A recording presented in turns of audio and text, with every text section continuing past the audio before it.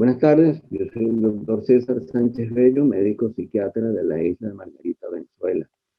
Trabajo en adicciones desde hace aproximadamente 45 años. Fui Premio Nacional de Psiquiatría en 1985 por el trabajo Juegos de Invitación a un Problema de Salud Pública. Fui secretario regional de Países Bolivarianos de la Asociación Psiquiátrica de América Latina. Actualmente coordinador de la sección de juego patológico y otras acciones comportamentales de la Asociación Psiquiátrica de América Latina, así como también jefe de servicio de psiquiatría del Hospital Luis Ortega por la Mar y profesor agregado de adicciones comportamentales de la Maestría de Prevención de Adicciones de la Universidad Simón Rodríguez de Venezuela, profesor de título de experto universitario en patología dual grave de la Universidad Cardenal Herrera de Valencia, España, hasta el año 2013 y 2018. Esta es mi declaración de intereses, no tengo conflicto de intereses con esta presentación. Y quería en primer lugar, pues dar las gracias por esta invitación para participar como ponente en el segundo curso internacional de actualización en neuropsicofarmacología de la Asociación Iberoamericana de Neurociencias y Psiquiatría, en la CIP. Vamos a hablar sobre neurobiología y manejo psicofarmacológico del juego patológico. Fíjense, la gran mayoría de las personas participan en juegos de azar de manera recreativa. Juegan por placer, por diversión, o lo hacen de una manera esporádica. Sin embargo, por un porcentaje cada vez mayor de personas, el juego por dinero puede volverse fuera de control, con el resultado de afectar tanto su salud física y mental como su estabilidad laboral y financiera o sus relaciones sociales y familiares. Entonces el juego deja de ser una diversión y se convierte en un problema. Y ya para comienzos del siglo XXI, los juegos ya forman parte de nuestra cultura. De hecho, toda una generación de niños, jóvenes, adultos, familias, han crecido bajo un clima de juego legalizado por nuestros propios gobiernos. Y mientras los juegos de azar en su variedad de formas pueden beneficiar al Estado a través de los impuestos generados, así también los problemas asociados con el juego, como el juego patológico, entre otros, deben ser efectivamente identificados y controlados para que no haya un impacto negativo sobre los mismos. Otro aspecto que es importante es que entre un 3,5 y 5% de la población adulta tiene serios problemas con su manera de jugar. Y entre 0,5 y 2,5 presenta juego patológico. Y por cada persona que presenta problemas con su manera de jugar, se van a ver afectados entre 5 a 10 personas relacionadas con el jugador. Por otro lado, la incidencia de juego problema y juego patológico es mayor en regiones que ofrecen mayores oportunidades para jugar, incluyendo tanto juegos de azar legales como ilegales. Pero hoy en día, con la posibilidad de jugar a través de pantallas, a través de teléfonos celulares, tabletas, computadoras, la situación pues realmente se ha complicado y en esta pandemia, igualmente con todos los mecanismos pues realmente de protección, las personas estando en su casa, pues obviamente han tenido mayor acceso y mayores oportunidades también para participar en este tipo de actividades con las consecuencias que puede tener. Juego patológico, ludopatía, adicción al juego, juego compulsivo, jugador empedernido, trastornos por juegos de azar o trastornos por juego de apuestas, son diferentes términos utilizados para definir a un trastorno, una enfermedad, caracterizada por un comportamiento de juego desadaptativo y excesivo, con una preocupación excesiva y persistente por los juegos de azar. Además, pensamientos irracionales referidos al ganar, pérdida de control, lo que es más importante, persistencia de la conducta, a pesar de las múltiples consecuencias adversas. Fíjense que el juego patológico ludopatía ha sido definido tanto en el DSM-5 como en la CIE-11 como una adicción comportamental o una adicción conductual. Y cuando hablamos de adicciones comportamentales, que ya hablamos de eso de los años 80, y en ese entonces solamente se asociaba los trastornos adictivos o trastornos por uso de sustancias a las producidas por drogas por sustancias psicoactivas y era comprensible y fácil entender la interacción que podía haber entre una sustancia y nuestro sistema nervioso central y los cambios que podía producir en distintas funciones de nuestro sistema nervioso central. Cuando hablamos de adicciones comportamentales, estamos hablando del desarrollo igualmente de un proceso adictivo, pero donde no hay la ingestión de una sustancia alguna y que se van a asociar a determinadas conductas, como por ejemplo el comer, el sexo, jugar, compras, uso de tecnología, entre otras. Y ya Enrique Chugurúa ya nos decía que cualquier conducta normal, placentera, era susceptible de convertirse en un comportamiento adictivo. Basta que haya una serie de factores, entre otros la repetición, para que se produjera pues, los cambios en nuestro sistema nervioso central que pueden llevar a un trastorno adictivo.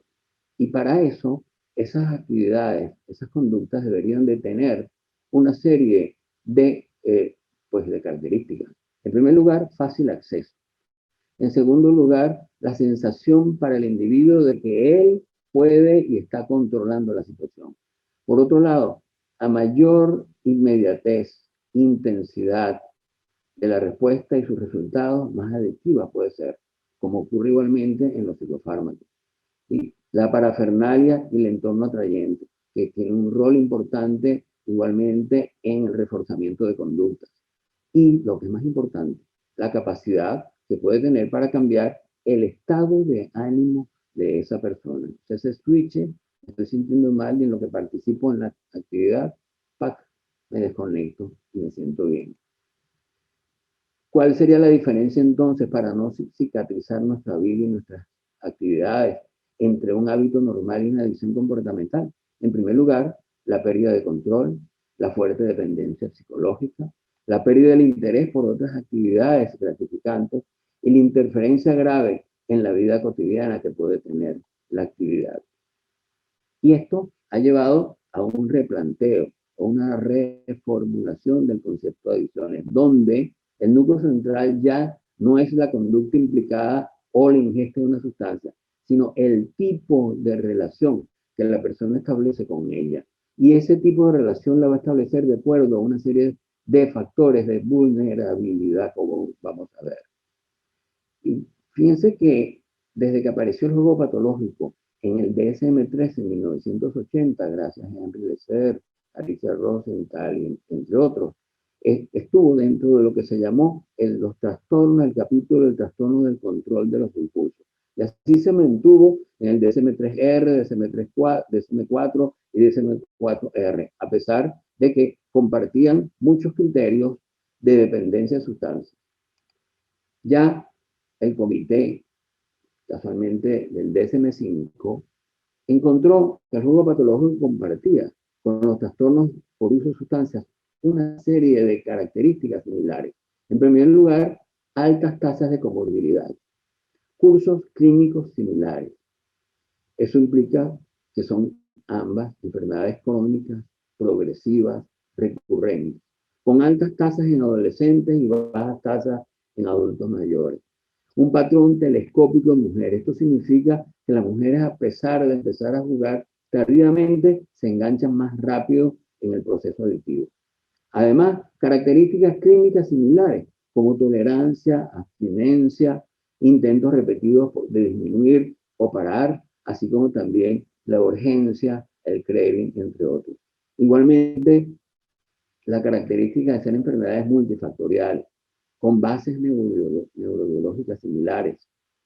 Esto implica contribuciones genéticas, circuitos neurales, como vamos a ver. Igualmente, respuestas a tratamientos similares, grupos de autoayuda, terapia cognitiva conductual, naltrexona y nalmefene, agentes anticomiciales, antidepresivos, entre otros. Y fíjense que para casualmente llegar al DSM-5, el grupo de trabajo consideró el juego patológico basándose en toda esa data existente sobre las relaciones que podía haber entre juego patológico y trastornos de uso de sustancias. Y consideró por eso que el juego patológico debería ser considerado como un trastorno adictivo.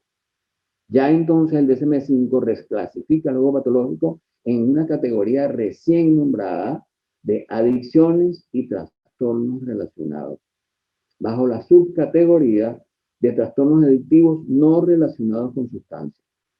Le cambia el nombre y lo cambia a trastorno por juegos de apuestas o por juegos de azar, gambling disorder. Esto relacionado con el estigma que pudiera presentar el término patológico, situación con la cual no estoy de acuerdo, porque el primer paso para que un adicto al juego, vamos a decirlo así, pues comience un proceso terapéutico, primero tiene que haber la conciencia de enfermedad, la aceptación de que está enfermo. Entonces, aquí no sería, por lo tanto, entonces una situación de estigma, sino parte del proceso. Por otro lado, vamos a ver las otras consecuencias y la confusión que se puede presentar casualmente con esta nueva término de trastorno por juegos de apuestas o por juegos de azar. Ok. Otra cosa importante es entonces que dentro de esta nueva clasificación, solamente los trastornos por juegos de azar o por juegos de apuestas es el único reconocido como enfermedad mental. Otras, como el juego en internet, la adicción al sexo, la adicción a las comidas o los carbohidratos, la oinomanía o la adicción a las compras, el workoholismo o la adicción al trabajo, o la vigorexia o adicción al ejercicio, pues de alguna manera no fueron incluidos, sino lo fue el juego por internet incluido en la sección 3, que incluyen nuevas condiciones que requieren todavía mayores investigaciones para su reconocimiento e inclusión. Las demás subcategorías no fueron incluidas por el DSM-5, por el comité externo, porque para el momento no había evidencia suficiente en los estudios realizados para poder establecer criterios de diagnóstico y las descripciones evolutivas necesarias para identificarlas como trastornos mentales. Pero igual ocurría en la clasificación internacional de enfermedades que hasta la 10ª, la ludopatía, así en la traducción español, estaba dentro del trastorno de los hábitos y control de los impulsos. Igualmente, en la Asamblea de mayo del 2019, entonces, ya para la clasificación internacional de enfermedades mentales en su 11ª edición de la Organización Mundial de la Salud, que será efectivo a partir de enero del año 2022, igualmente los trastornos adictivos los divide en trastornos debidos al uso de sustancias y trastornos debidos a conductas adictivas. Y esta a su vez la subclasifica en trastornos por juegos de azar, gambling disorder, predominantemente fuera de línea, ¿ah? Y predominantemente en línea, o sea, a través de internet o no, y trastornos por videojuegos, gaming disorder, o sea, videojuegos o juegos digitales que igualmente la subclasifica en fuera de línea y predominantemente en línea, o sea, en internet. Y fíjense lo que yo decía antes de la confusión, porque para los angloparlantes es diferente play que game que gambling. Cada una de ellas tiene significados diferentes y también genera posturas frente a lo que cada una de ellas significa. Para ellos, gambling es juego de apuestas, es juegos de azar. Entonces, ¿qué pasa? En la versión de la CIE 11, ahí se establece gambling disorder y gaming disorder. Pero resulta que en el español, en el castellano, el, el término juego sirve para designar desde el juego espontáneo de los niños a través del cual desarrollan habilidades de destreza, el juego social o recreacional, el juego competitivo, los juegos de azar, entre otros. Entonces, esto afortunadamente ha sido aclarado, aunque en la versión del DSM-5 sigue siendo como trastorno por juego de apuesta.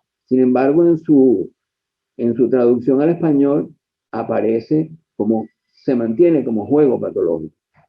Cuando hablamos entonces de juego patológico nos referimos a una enfermedad que tiene una serie de características. Es una enfermedad primero crónica, de larga evolución. Generalmente en los adolescentes, los hombres comienzan en la adolescencia, las mujeres aparecen a partir de los 20 años, 20, 30 años de edad aproximadamente. Es una enfermedad progresiva en frecuencia, intensidad, cantidad de dinero apostado, tiempo de permanencia en la actividad. Esto, lógicamente, esta progresión, esa necesidad de cada vez más, corresponde igualmente al proceso de neuroadaptación. Y ese proceso de adaptación es responsable de lo que llamamos en trastornos adictivos de la tolerancia. Igualmente, es una enfermedad recurrente. Si paramos ya cuando existe esa neuroadaptación, la actividad, va a aparecer un síndrome de abstinencia. Además, es una enfermedad multifactorial, es una enfermedad diagnosticable, pero igualmente esos cambios que se producen en ese proceso de neuroadaptación son irreversibles. Por lo tanto, como toda adicción, es una enfermedad incurable. Es controlable, tratable, pero no es curable. Como toda enfermedad crónica, psiquiátrica y también médica, llámese hipertensión arterial, diabetes, Parkinson, etc. Entonces, ¿por qué nuestra preocupación acerca del juego patológico? En primer lugar, a nivel personal, por enfermedades relacionadas con el estrés, ansiedad, depresión, entre otras. Igualmente, abuso y dependencia tanto del tabaco, del alcohol y otras drogas, y la suicidalidad. Y en relación a esto, estudios han comprobado que el 85% de los jugadores piensan en un momento de desesperación, en algún momento en la muerte como solución. Ya la mitad ha pensado en cómo matarse. Y lo que es peor, entre 16 y 19% se matan. Otra situación, otro impacto a nivel familiar, interpersonal, es el rechazo, abandono, separación, divorcio, desintegración familiar, hijos más vulnerables a presentar juego patológico y a depresión, suicidio en familiares, abuso físico y emocional. A nivel de académico y laboral, pues tenemos entonces abandono de los estudios, disminución del rendimiento estudiantil o laboral, baja productividad, juicio distorsionado, abuso del tiempo libre, robos, hurtos, pérdida de trabajo, entre otros. A nivel financiero, uso de los recursos, los gastos básicos, el pago de vivienda, de alimentación, de impuestos, de seguros, deudas, entre otros, para apostar. Eso lo va llevando a un proceso de endeudamiento, de préstamos con usureros, casas de empeño, sobregiro, abuso de tarjeta de crédito, hasta la pérdida del crédito, la pérdida de los ahorros y lamentablemente para llegar a la quiebra. Por eso vemos como esto es una enfermedad que, a diferencia de las adicciones a sustancias, donde cuando el adicto ya complica la vida del entorno familiar, lo botan. Generalmente el jugador es una persona productiva, por eso lo llamamos enfermedad silenciosa. Entonces, sigue produciendo y lamentablemente cuando se dan cuenta, los familiares es tarde y cuando se hunde a toda la familia.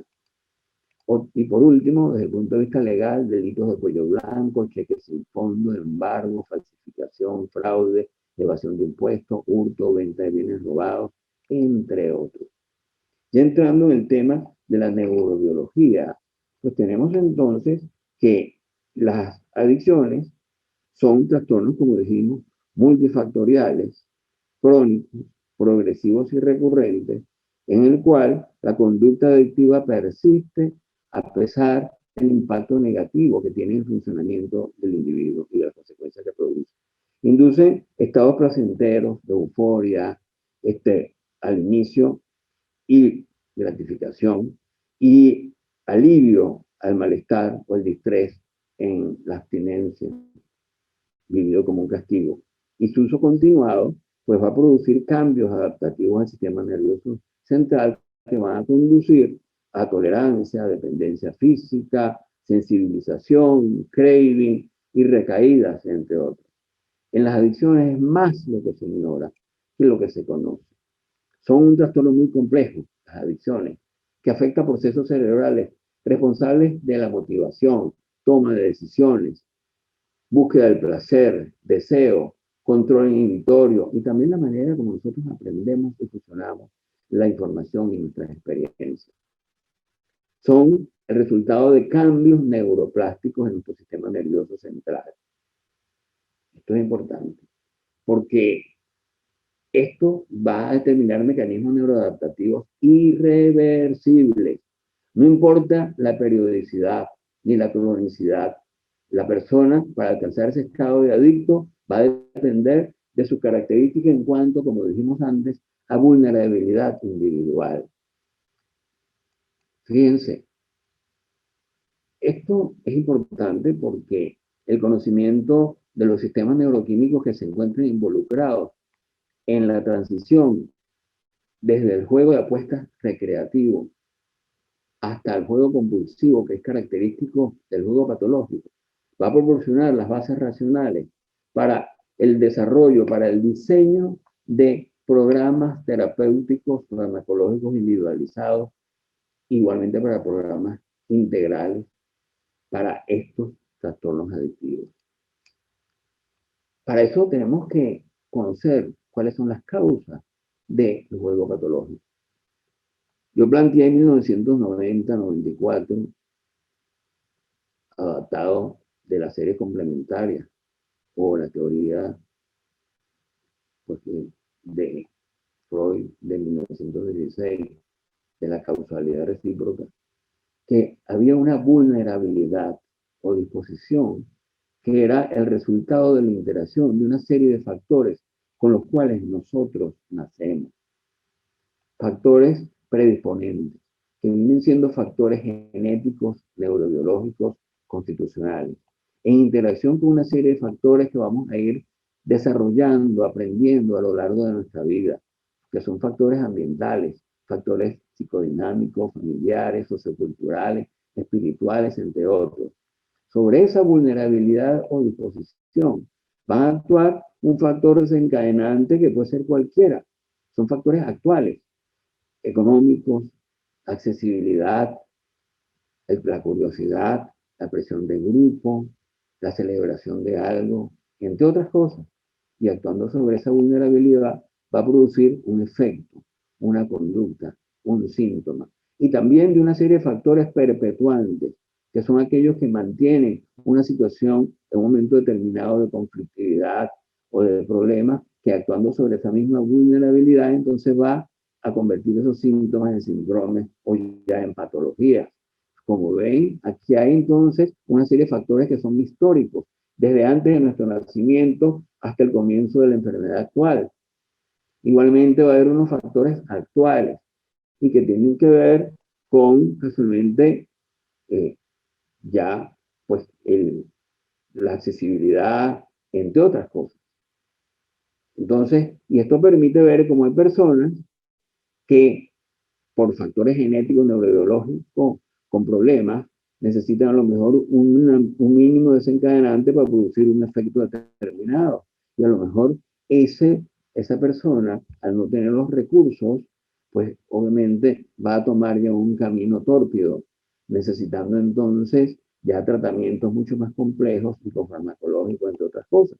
Y a lo mejor otros individuos con factores genéticos, neurobiológicos, ya mucho más fuertes, entonces ya con factores de protección importantes, a lo mejor necesitarán igualmente factores determinantes, igualmente fuertes, van a necesitar entonces un factor desencadenante mayor y a lo mejor no van a necesitar incluso ni siquiera la ayuda psicoterapéutica para poder superar el problema en un momento determinado.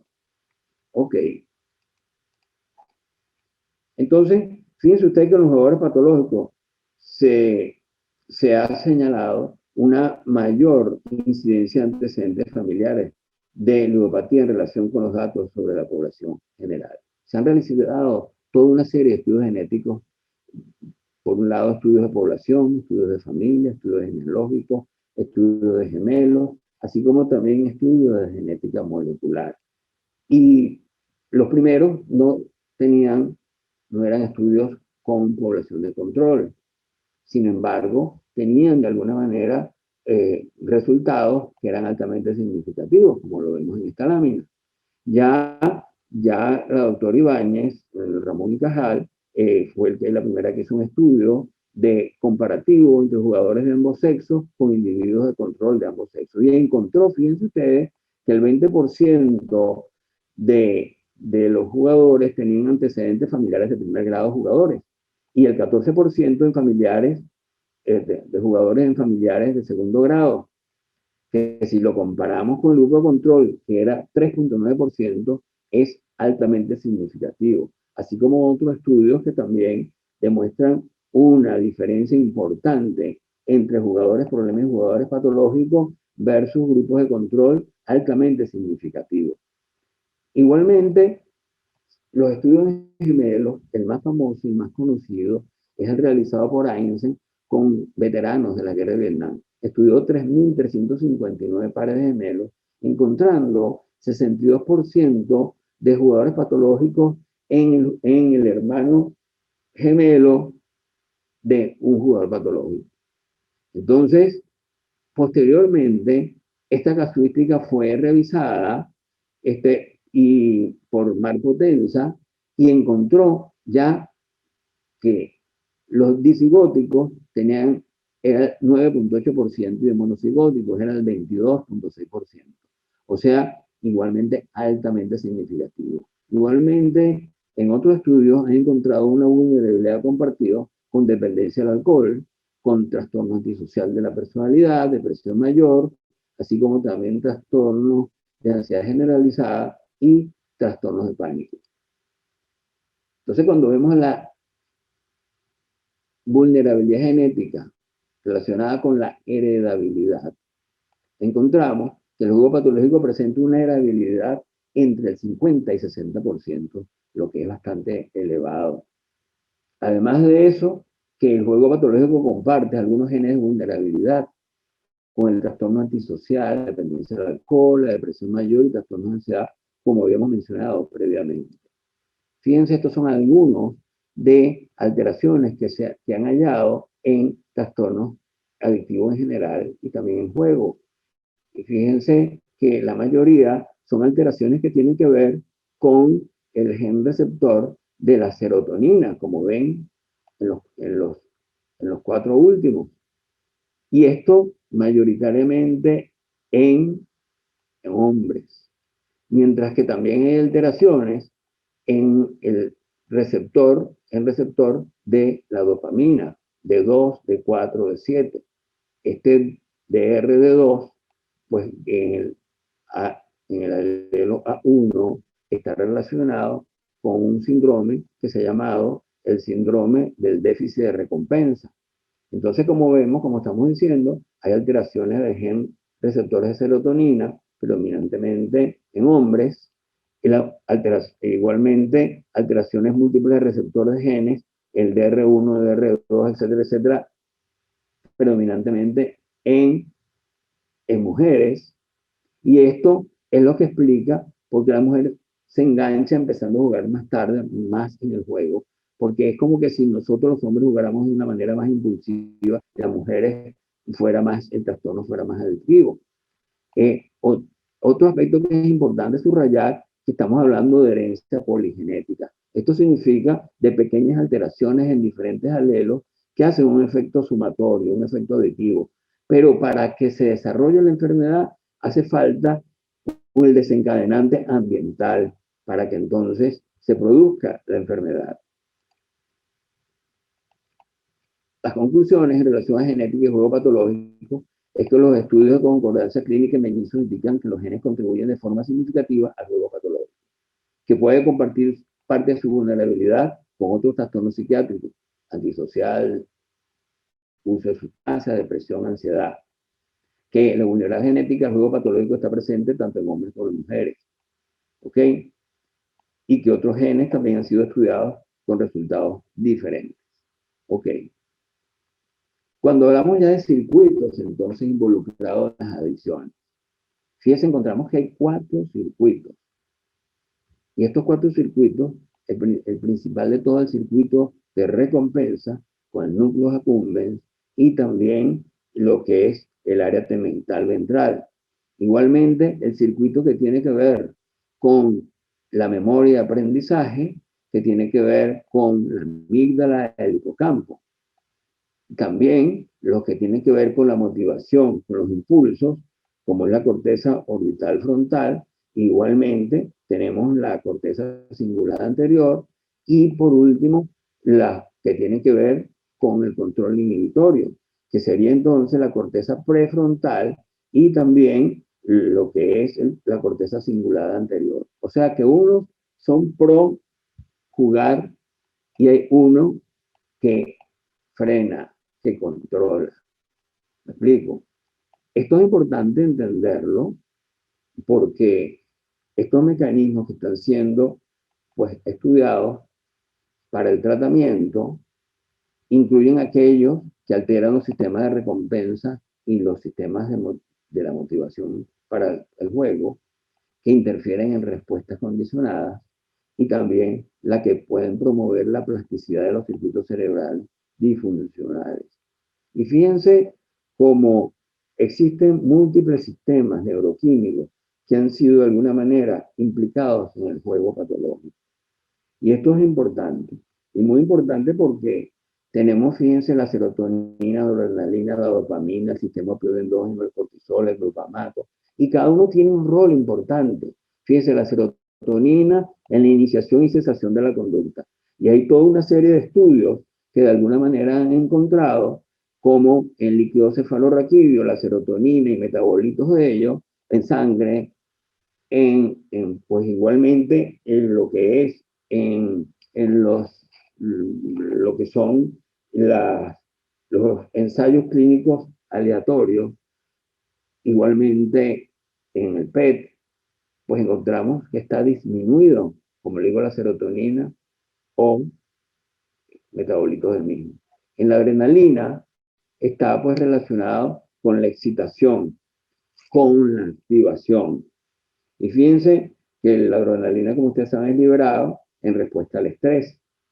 Además del nivel de excitación, agentes adrenérgicos pueden influir en las funciones ejecutivas superiores, en la atención y además en el procesamiento de la recompensa. Y además de eso, está relacionada con la conducta de búsqueda de sensaciones, donde pues obviamente se ha descrito incluso una personalidad de búsqueda de sensaciones. Y se han encontrado igualmente en el líquido cefalorraquídeo, sangre, orina, etcétera, etcétera, la adrenalina o metabolitos de ella aumentados. Igualmente, pacientes que tienen el nivel de alerta, de arousal disminuido. Cuando hablamos de dopamina, entonces tenemos igualmente que está relacionada con la recompensa, con el refuerzo. Y estudios han encontrado pues, niveles disminuidos de dopamina en líquido cefalorraquídeo, sangre, etcétera, etcétera. Y han encontrado en jugadores en actividad aumentados, o sea que comprueban la descarga que se produce de dopamina cuando un jugador está participando en una conducta de juego. Cuando hablamos del sistema opioide endógeno, igualmente tenemos que son las endorfinas, entre otros, están relacionados con el placer, con la urgencia, con el craving. ¿Me explico? Igualmente, o sea, es discutible, todavía no está relativamente poco conocido cómo estos contribuyen, pero se piensa que tienen un rol importante en el mismo. Igualmente el cortisol, pues igualmente, que es la droga del estrés y que de alguna manera está activada en el eje hipotálamo pituitario adrenal y el sistema simpático adrenérgico de los jugadores patológicos en comparación con sujetos de control. Entonces, igualmente durante el juego se encuentra un aumento del cortisol.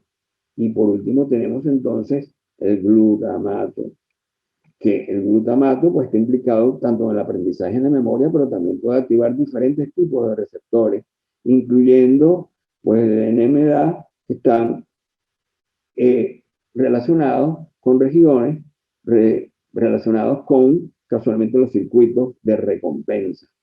Entonces, fíjense ustedes como esto de alguna manera también ha estado relacionado con el uso de medicamentos para el tratamiento del juego patológico. Asimismo, hemos encontrado otros hallazgos, voy a hacer simplemente resumen de ellos porque cada uno de estos temas ya sería motivo incluso de una disertación. Pero fíjense ustedes que en el electroencefalograma ya estudios de hace tiempo han encontrado anormalidades de carácter específico, déficit de diferenciación hemisférica y en zonas frontales y temporales similares a las encontradas en los trastornos de déficit de atención. ¿Me explico? Además de eso, en estudios del electroencefalográfico y pruebas neuropsicológicas, he encontrado, pues en comparación con sujetos controles, fíjense en esa muestra que el 52% de los jugadores patológicos tenían daño cerebral, 29% consumían sustancias psicoactivas y el 65% presentaban un electroencefalograma anormal versus los sujetos de control que solamente presentaban 26% de anormalidad. Y esa anormalidad tenía predominancia en áreas temporales y en zonas posteriores. Igualmente,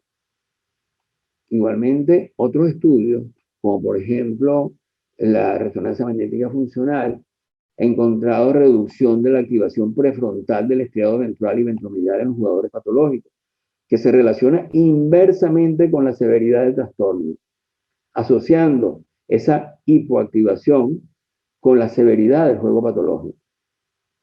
Además, fíjense, también proceso de toma de decisiones en situaciones anticipatorias, también en resonancia magnética funcional, demostró actividad del núcleo accumbens, núcleo caudado, que aumentaba con el nivel de recompensa esperada y con la percepción que tenía el sujeto del riesgo. Fíjense, cuando hablamos de disfunción frontal, también se ha encontrado a través de diferentes estudios. Disfunción frontal con trastornos de atención e impulsividad. Ya pues Lermité determinó que pacientes con lóbulos frontales dañados, con falta parcial, que presentaban disfunción frontal, provocaba compulsividad. Y que esos pacientes se presentaban obligados a actuar cuando se enfrentaban con algún indicio, o sea, ante un estímulo actuando de una forma idiosincrática. O sea, es como que había una pérdida del albedrío. Le costaba como que parar. Y si vemos en este cuadro que resume más o menos lo que hemos hablado hasta este momento, la diferencia entre un cerebro de una persona no adicta y de una persona adicta, fíjense, ustedes ven cómo estos circuitos relacionados con los impulsos, con la memoria, la amígdala, igualito con los núcleos accumbens, lo que es la saliencia, ajá, pero que en la vida normal, una persona, por ejemplo, una fiesta, toma unos tragos, pero en lo que piensa que tiene que regresar con su familia manejando, para, o igualmente una persona va a un casino a jugar, lleva una cantidad de dinero, pasa un buen rato, en lo que ya piensa que ha jugado lo suficiente o ha perdido, para y se va. O sea, que los mecanismos de control, como ustedes ven, son lo suficientes, así como en un semáforo está en verde, la persona está jugando, cuando se prenden las alertas, epa, está jugando ya mucho, hora de parar, está pasando ya mucho tiempo, se prende la luz roja, paro, detengo la actividad y me voy. ¿Qué pasa en el adicto, en el jugador patológico? Que además de que todos estos circuitos están alterados, es como que si usted estuviera ante ese semáforo en un carro de 12 cilindros, 500 caballos, o sea, todos esos circuitos aumentados y resulta que tiene un freno de tambor. Sus mecanismos de control son deficitarios, de tal manera que usted se prende la luz amarilla y usted sigue, se le prende la luz roja y usted no puede parar, usted sigue jugando, a pesar de las consecuencias, como le hemos dicho. Entonces, esta es la lamentable tragedia del jugador patológico. ¿Cómo entonces, en base a todo esto, cuál sería el tratamiento del jugador patológico? Fíjense, en primer lugar, si estamos hablando de una enfermedad multifactorial, pues igualmente esto significa que nosotros, el tratamiento tiene que ser un tratamiento, pues, multisistémico, igualmente en un equipo multidisciplinario, entre otros. ¿Cuáles serían los objetivos generales del tratamiento? Entonces sería, en primer lugar, la abstinencia. En segundo lugar, la conciencia de enfermedad, para que haya una motivación al cambio. Si el paciente no está motivado, viene atraído por sus familiares, si no hay conciencia de enfermedad, viene algunas veces incluso para congratularse con su familia, para sentirse bien con la familia, en lo que ya siente que cumplió con su objetivo, deja la terapia porque no estaba motivado. Es lo primero que uno tiene que investigar y si no está motivado, utilizar técnicas pues casualmente para ello. Igualmente las estrategias de prevención de recaídas, cuando hablamos de una enfermedad recurrente, por lo tanto tenemos que diseñar estrategias para la prevención de la misma. ¿Cuáles son las señales? ¿Cómo manejarlas? ¿A quién recurrir? Etcétera, etcétera, y dar medicación para ello cuando es necesario. Igualmente, fundamental, el tratamiento de la comorbilidad médica o psiquiátrica. Igualmente, el abordaje de los conflictos individuales y familiares. O sea, toda la parte del tratamiento que va dirigido a los factores, ¿no? Habíamos hablado de factores predisponentes y habíamos hablado de una serie de factores que tenían que ver con determinantes que tienen que ver con el ambiente. Estos son los conflictos individuales, familiares, implica una readaptación familiar y social, la reinserción social productiva, esto implica los programas de pagos de deudas, entre otros, el manejo del dinero, la participación en grupos de autoayuda, la terapia familiar, nosotros utilizamos el modelo de, igualmente, el modelo de terapia sistémica, y también la psicoterapia individual, utilizando predominantemente las terapias cognitivas conductuales. Y las alternativas, que sería la adopción de un estilo de vida más sano, que brinde la satisfacción, el desafío, la excitación que el juego le produce. ¿Ok? Entonces, para ello es importante lo que hemos hablado hasta este momento. ¿Cómo trasladamos con los conocimientos neurobiológicos en tratamientos que pueden ser efectivos? Saber qué regiones del cerebro y cuáles sistemas están involucrados puede guiar para la selección de los medicamentos para poner a prueba el tratamiento. Muchos de los tratamientos farmacológicos para el juego patológico, así como las terapias de comportamiento, se basan en el trabajo y ensayos utilizados en adicciones a sustancias y otros trastornos psiquiátricos. Por ejemplo, los antagonistas opioides, los agentes glutamatérgicos, que han sido probados para el tratamiento juego patológico, han sido utilizados también en la dependencia de sustancias y, asimismo, los inhibidores selectivos de recaptura de serotonina también ha sido probada en parte sobre la base de los hallazgos del trastorno obsesivo compulsivo. Recuerden que Eric Hollander planteó que existía un espectro del trastorno obsesivo compulsivo, donde incluía el juego patológico y donde todavía está incluido. O sea, nosotros consideramos que pasar de trastorno de control de los impulsos a un trastorno adictivo es un avance, pero todavía no está completo, porque por lo que habíamos dicho previamente de la tipología de los juegos. Igualmente, cuando hablamos de tratamiento farmacológico, hasta ahora no ha habido reconocimiento ni por el FDA ni ninguna otra institución gubernamental de ningún psicofármaco con especificidad para el tratamiento del juego patológico. En consecuencia, se deben de valorar distintas posibilidades según las características del paciente. Una de ellas sería la asociación con los trastornos comórbidos, o lo que llamamos patología dual, que van a afectar significativamente tanto la conducta del juego como la respuesta al tratamiento de los jugadores patológicos, y que está asociada a un mayor grado de severidad, tanto de problemas clínicos como una evolución más tórpida.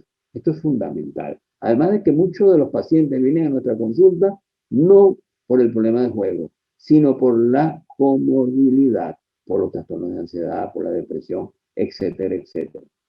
Es importante subrayar que el tratamiento farmacológico debe ser parte de un programa multimodal, multisistémico de tratamiento, un tratamiento integral. No debe ser el tratamiento del juego patológico. Fíjense, cuando hablamos de comorbilidad, eso significa que hay, si bien hay enfermedades mentales que pueden llevar al juego, por ejemplo, en el juego sintomático, el trastorno bipolar en su episodio maníaco puede llevar a aumento en su conducta de juego, lo que llamamos juego sintomático. Igualmente hay medicamentos, como por ejemplo antiparkinsonianos o aripiprazol, que pueden producir juego patológico. También, entonces, hay trastornos mentales que pueden ser consecuencia del juego, como trastornos de ansiedad, abuso de alcohol y otras sustancias, igualmente depresión, entre otros. Pero también puede haber la coincidencia, la simultaneidad entre dos o más trastornos, y es lo que nosotros llamamos patología dual. Y fíjense, hay cantidad de estudios al respecto. Tenemos incluso conferencias específicas de patología dual y también juego patológico. Uno de los estudios más resaltantes es el ECA y la replicación que se hizo, que es el estudio de comorbilidad nacional que se realizó en los Estados Unidos en el año 2004, con una población de 9.284. Y fíjense que se encontró entre los jugadores que el 96.3% presentaba un trastorno psiquiátrico además del juego patológico. 64.3% tenían incluso 3 o más trastornos psiquiátricos. Pero fíjense, 60% presentaban trastornos de ansiedad, 55.6% presentaban trastornos afectivos de distintos tipos, 42.3% trastornos del control de los impulsos, 42.3% también presentaban trastornos por abuso de sustancias, nicotina, alcohol, bebidas alcohólicas, estimulantes, ansiolíticos, así como también sustancias ilegales. Fíjense, este estudio que realizó la doctora Ibáñez en el Ramón y Cajal, en 69 jugadores, ¿ok?, que estaban en tratamiento ambulatorio, y ahí estudió la relación entre la comorbilidad y el receptor de dopamina D2. Fíjense, 64.3 presentaban trastornos psiquiátricos. Pero fíjense aquí esta diferencia. El 42% de los pacientes con comorbilidad psiquiátrica tenían la presencia del alelo C4DR2. Y si lo comparamos con los pacientes que no tenían comorbilidad, solo el 5.3 lo presentaban. Esto es altamente significativo. Igualmente encontró que los jugadores patológicos que tenían comorbilidad presentaron una mayor puntuación en una de las escalas utilizadas, que es el SOX, para el diagnóstico de juego patológico, que implicaba entonces, por lo tanto, mayor severidad y mayor gravedad.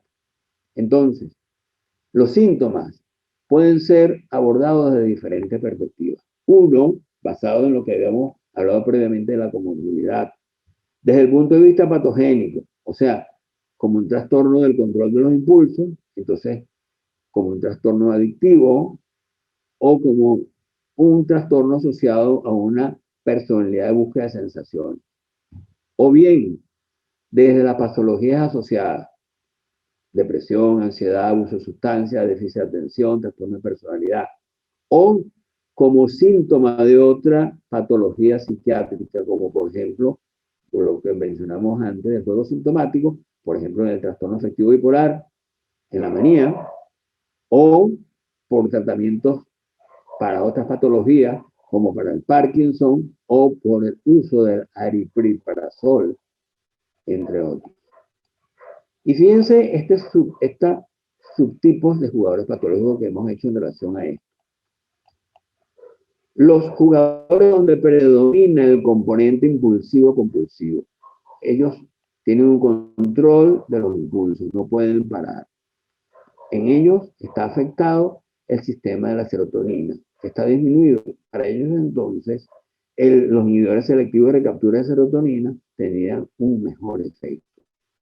En segundo lugar, los buscadores de sensaciones. Son pacientes que necesitan candela, estímulos externos, no toleran el aburrimiento. Para ellos ya de por sí la vida normal es aburrida. Por eso necesitan estímulos fuertes. Juegos, juegos de azar, por deportes extremos, entre otros.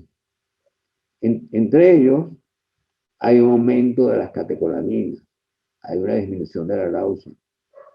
Para ellos funcionan mejor medicamentos que actúan sobre noradrenalina, inhibidores selectivos de serotonina y noradrenalina, venlafaxina, mirtazapina. Y tenemos en tercer lugar los adictos o apáticos, que presentan indiferencia, síndrome motivacional, pérdida de metas. Igualmente, no tienen claro cuál es pues su sentido en la vida. Ellos tienen entonces la dopamina, está alterado el sistema dopaminérgico. Entonces, en ellos funciona mejor. Medicamentos que actúan sobre la dopamina, como el bupropión, entre otros. Entonces, fíjense ustedes, aquí está un resumen de distintos medicamentos o moléculas utilizadas para la abstinencia, la urgencia, la regulación, la compatibilidad de jugadores patológicos. Inhibidores selectivo de raptación de serotonina. La primera que se utilizó fue la fluvoxamina, dosis de 150 miligramos. También han sido utilizadas la sertralina, el escitalopram, la paroxetina. Igualmente la dopamina, como el bupropión, también han sido utilizados entonces olanzapina y quetiapina, con no tan buenos resultados. Igualmente antagonistas del glutamato, como la N-acetilcisteína, la nemantina, el topiramato o la amantadina, o antagonistas GABA como el acamprosato, o estimulantes atípicos como el modafinilo, o estimulantes del humor como el litio, o antagonistas opioides como la naltrexona o el nalmefeno, entre otros. Fíjense, aquí están pues, en cursiva los que mejor resultados hay. Entre los inhibidores selectivos de serotonina, el escitalopram y la fluoxamina. Igualmente, entre los estabilizadores del humor, el litio.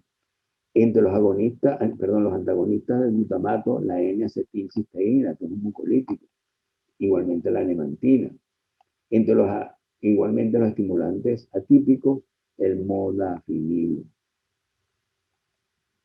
Entonces, ¿cuáles serían las conclusiones?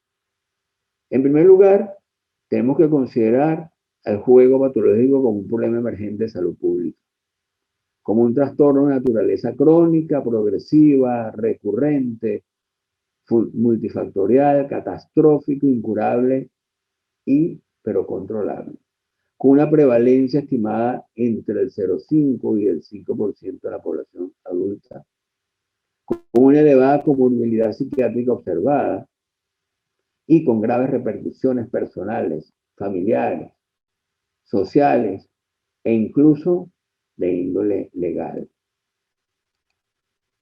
Además, el juego patológico es una adicción en crecimiento, es una adicción enmascarada, silenciosa.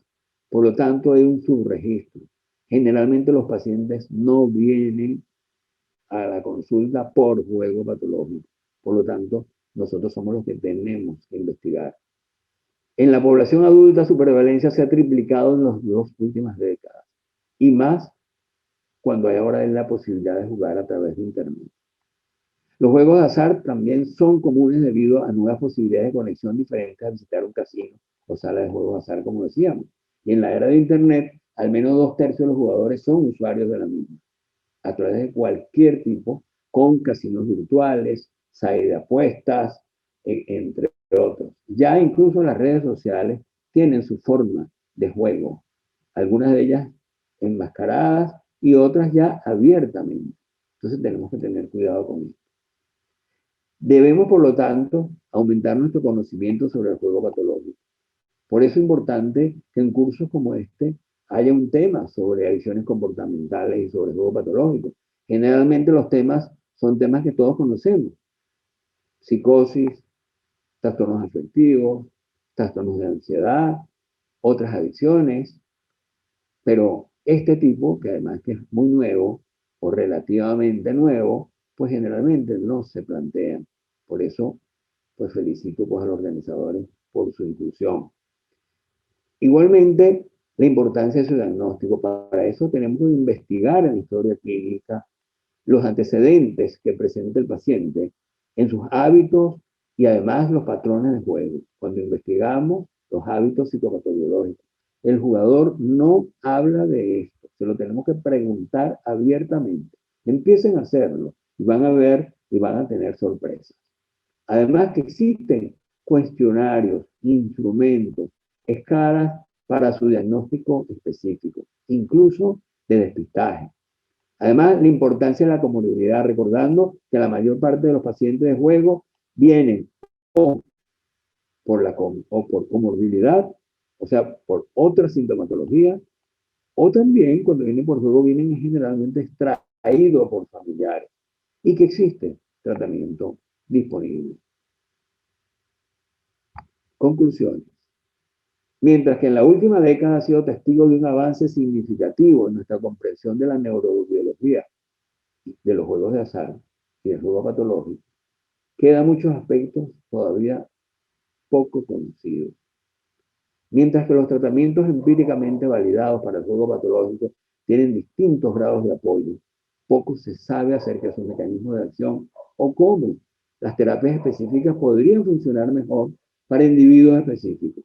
Por lo tanto, debemos de generar mejores esfuerzos de prevención, tratamiento, políticas públicas para los programas de juego responsable, por ejemplo, para una mejor comprensión también de la neurobiología del juego patológico, ya que esto parece un objetivo alcanzable en un futuro cercano. Fíjense ustedes que ya las universidades importantes como Harvard, como Columbia, como Yale, entre otras, tienen ya pues unidades, tienen servicios no solamente de investigación, sino también de tratamiento y también epidemiológico para el estudio del juego patológico y otras adicciones comportamentales. Como vimos hoy, varios de estos estudios costosos, como son imagenología, como son de genética molecular, etcétera, vienen generalmente de estas universidades. Además de esto, múltiples sistemas de neurotransmisores, incluyendo serotoninérgicos, dopaminérgicos, noradrenérgicos, glutamatérgicos, opioidérgicos, se han implicado en la fisiopatología neuropatológica. Consistentemente, los estudios de imagen cerebral han implicado múltiples regiones y circuitos cerebrales, las áreas corticales estriado-ventral particular. Esos datos existentes sugieren la comorbilidad o patología dual que puede ser utilizada para guiar a la selección de terapias farmacológicas. Pero no debemos olvidar que también hay factores de tipo psicológico, de tipo familiar, de tipo sociocultural, de tipo incluso en general ambiental, que también hacen que yo pueda tener tanto factores de protección como factores de riesgo. Por lo tanto, las direcciones futuras apuntan hacia ensayos controlados aleatorios que investigarán la eficacia, la tolerabilidad de los tratamientos farmacológicos que hasta ahora han demostrado múltiples pistas prometedoras con antagonistas opiáceos que demuestran un mayor apoyo empírico. La manipulación de la neurotransmisión glutamatérgica parece también ser prometedora en el desarrollo de agentes terapéuticos. Estos agentes terapéuticos han sido mejorados para el tratamiento de los trastornos de la apuesta y se refieren, obviamente, a estudios adicionales. Vamos a terminar con dos láminas relacionadas con estos dos aspectos. En primer lugar, un algoritmo propuesto para la farmacoterapia de jugadores patológicos. En el jugador patológico, menos inclinado a considerar tratamiento con farmacoterapia, entonces considerar la N-acetilcisteína. Si está más inclinado a aceptar el tratamiento, la psicofarmacoterapia, si hay comorbilidad, si no la hay, comorbilidad psiquiátrica, considerar la naltrexona. Si sí existe comorbilidad psiquiátrica, si hay trastorno por uso de sustancias o historia familiar positivo al alcoholismo, considerar la naltrexona. Si hay trastorno del humor o de ansiedad, si hay trastorno bipolar o del espectro, considerar el litio u otro estabilizador del humor. Si no, considerar los inhibidores selectivos de recaptura de serotonina.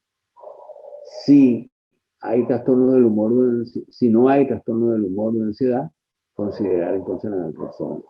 Y en relación a los sistemas glutamatérgicos para el tratamiento de la ludopatía, entonces, pues hay una serie de estudios que en realidad están viendo también el uso de glutamatérgicos para el tratamiento ludopatológico. Si hay alta impulsividad y déficit de atención, el uso del topiramato, del modafinil. Si hay inflexibilidad cognitiva, la nemantina. En la enfermedad de Parkinson, usar la mantadina. Si hay alcoholismo, el acamprosato. O también, pues, igualmente, el neurontin. Y si hay dependencia de la nicotina, la N-acetilcisteína. Muchísimas gracias. Aquí están mi dirección de correo electrónico para cualquier duda, cualquier pregunta, con todo gusto yo responderé. Muchísimas gracias.